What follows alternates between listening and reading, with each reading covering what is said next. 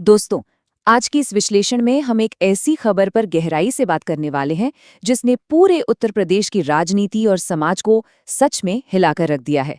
महज 38 साल की उम्र, एक बहुत ही हाई प्रोफाइल शख्सियत प्रतीक यादव का एकदम अचानक और दुखद निधन। तो चलिए इस पूरे घटनाक्रम और उनके जीवन के हर पहलू को गहराई से समझते हैं। जरा सोचिए, 13 मई 2026 की उस खौफनाक सुबह असल में हुआ क्या था? इसका एक एक मिनट का ब्यौरा लिटरली रोंगटे खड़े कर देने वाला है। सुबह ठीक 5 बजे उनकी तबीयत अचानक बहुत ज्यादा बिगड़ती है। हालत इतनी तेजी से खराब होती है कि 5:30 बजे सिविल अस्पताल से तुरंत मेडिकल मदद मांगी जाती है। महज 5 मिनट के अंदर मेडिकल टीम रवाना होती है और 5:30 पर उन्हें इमरजेंसी लाया जाता है। लेकिन 5:55 पर डॉक्टरों द्वारा उन्हें औपचारिक रूप से ब्रॉड डेड घोषित कर दिया जाता है। 1 घंटे से भी कम समय और एक हंसता खेलता जीवन अचानक समाप्त हो गया।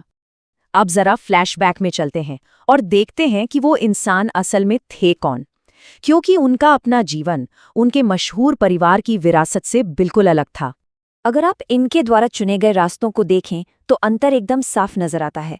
एक तरफ वो राजनीतिक दिग्गज हैं, स्वर्गीय मुलायम सिंह यादव जी और अखिलेश यादव, जिन्होंने उत्तर प्रदेश में एक अजेय राजनीतिक साम्राज्य खड़ा किया। और दूसरी तरफ थे प्रतीक यादव, जो जानबूझकर राजनीति से बिल्कुल दूर रहे।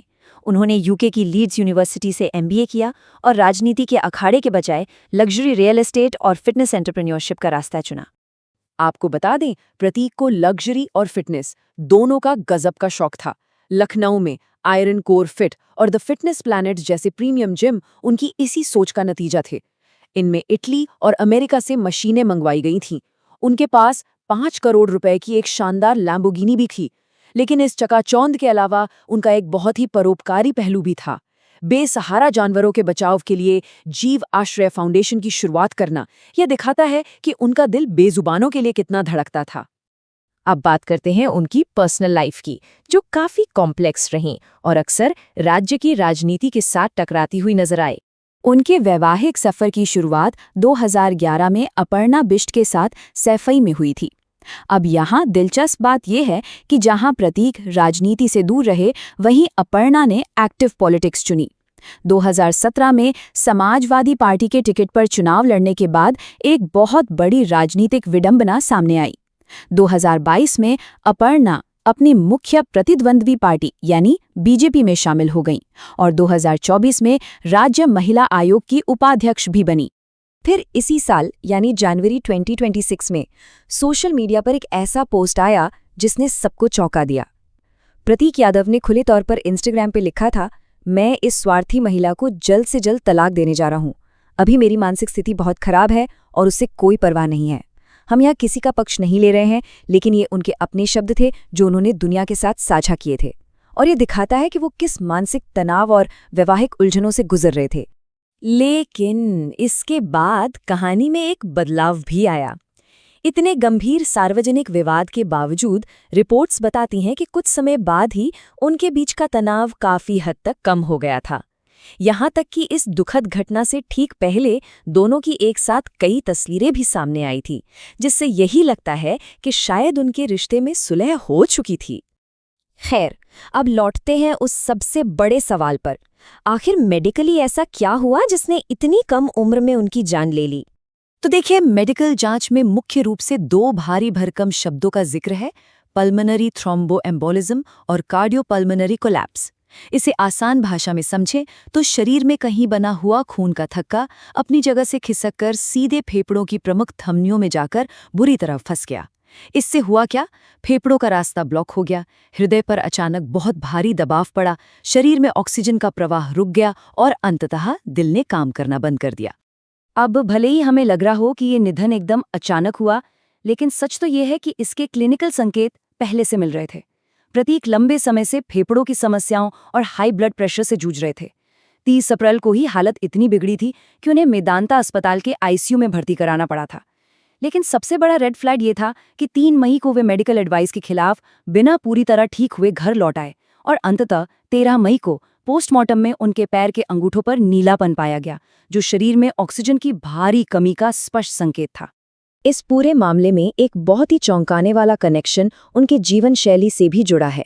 चिकित्सा विशेषज्ञ मानते हैं कि बहुत ज़्यादा हाई इंटेंसिटी वाली बॉडी बिल्डिंग और भारी वजन उठाने से ब्लड प्रेशर में अचानक और तेज़ बदलाव आते हैं। चूंकि उनके शरीर में पहले से ही खून के थक्के मौजूद थे, तो इस भारी कसरत ने शायद उन थक्कों को अपनी जगह से खिसका दिया, जो सीधे फेफड़ों में जा पहुंचे। मतलब जिस फिटनेस का उन्हें इतना जबरदस्त जुनून था, दुर्भाग्य से वही उनकी इस छुपी हुई मेडिकल कंडीशन पर भारी पड़ गया।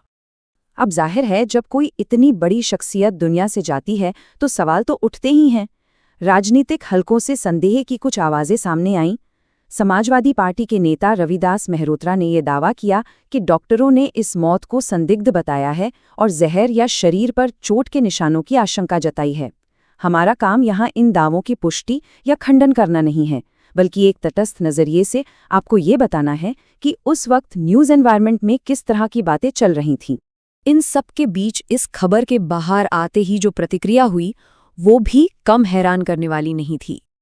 देखिए, इस दुखद घटना पर सबसे प्रमुख संदेशों में से एक उत्तर प्रदेश के मुख्यमंत्री और मुख्य प्रतिद्वंद्वी पार्टी बीजेपी के कद्दावर नेता योगी आदित्यनाथ जी का था। उन्होंने इस घटना को अत्यंत हृदय विदारक बताया और अपनी गहरी संवेदनाएं व्यक्त की। यह साफ दिखाता है कि इस दुख की घड़ी में सम्मान राजनीतिक सीमाओं से बहुत ऊपर था। और ये संवेदनाएं सिर्फ उत्तर प्रदेश तक ही सीमित नहीं रहीं। दक्षिण से तमिलनाडु के मुख्यमंत्री और शक्तिशाली राजनीतिक सहयोगी M.K. स्टालिन ने भी अखिलेश यादव और उनके परिवार के प्रति अपना गहरा दुख जताया और अपना पूर्ण समर्थन व्यक्त किया। इस बीच सबसे मार्मिक और भावुक बयान उनके बड़े सौतेले भाई अखिलेश यादव की ओर से आया। अपना निजी दुख साझा करते हुए उन्होंने बताया कि हाल ही में उन्होंने प्रतीक को अपनी सेहत का ज्यादा ध्यान रखने की सलाह दी थी। साथ ही उन्होंने ये भी साफ किया कि परिवार किसी भी तरह के संदेह को दूर करने के लिए पूरी कानूनी प्रक्रिया का पालन जरूर करेगा। और इसके बाद एक बेहद दुर्लभ, मतलब सच में एक रैर राजनीतिक एकता देखने को मिली। भारतीय जनता पार्टी और समाजवादी पार्टी दोनों ही मुख्य प्रतिद्वंदियों ने अपने सारे आपसी मतभेद भुला दिए और शोक व्यक्त करने के लिए पूरे उत्तर प्रदेश में अपने अपने सभी राजनीतिक कार्यक्रमों और विरोध प्रदर्शनों को तुरंत रद्द कर दिया। तो दोस्तों, इस पूरे विश्लेषण के अंत में एक बहुत बड़ा सवाल हमें सोचने पर मजबूर कर देता है। जरा सोचिए, एक ऐसा इंसान जिसने जानबूझकर सत्ता और राजनीति के गलियारों से हमेशा दूरी बनाए रखी, जिसने अपनी अलग राह चुनी, जिम, बिजनेस और बेजुबान जानवरों को अपना समय दिया, वो इंसान अंततः पूरे उत्तर प्रदेश के इतने बटे हुए राजनीतिक परिदृश्य को एक साथ कैसे ले आया। ये हमें सोचने पर मजबूर करता है कि अक्सर विरासतें सिर्फ सत्ता से नहीं, इंसान के जीने के तरीके से भी बनती हैं। इस पर आपका क्या सोचना है? विचार जरूर कीजिएगा।